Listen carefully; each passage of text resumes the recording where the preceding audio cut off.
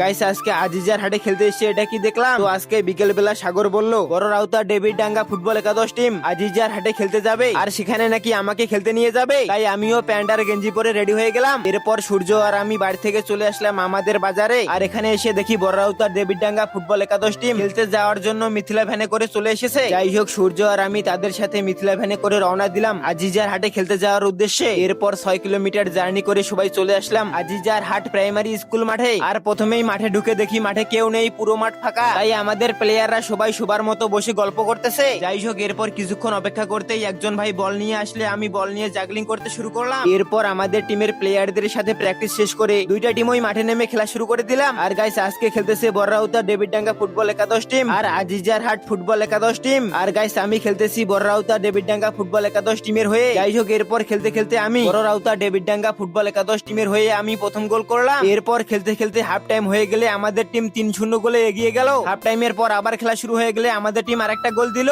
তারপর আমাদের টিমের প্লেয়াররা নরমাল খেলতেছিল, যার ফলে আমাদের টিমকে তারা 2টা গোল পরিশোধ করে দেয়। এরপর খেলতে খেলতে খেলা শেষ হয়ে গেলে আমাদের টিম 4-2 গোলে উইন করলো।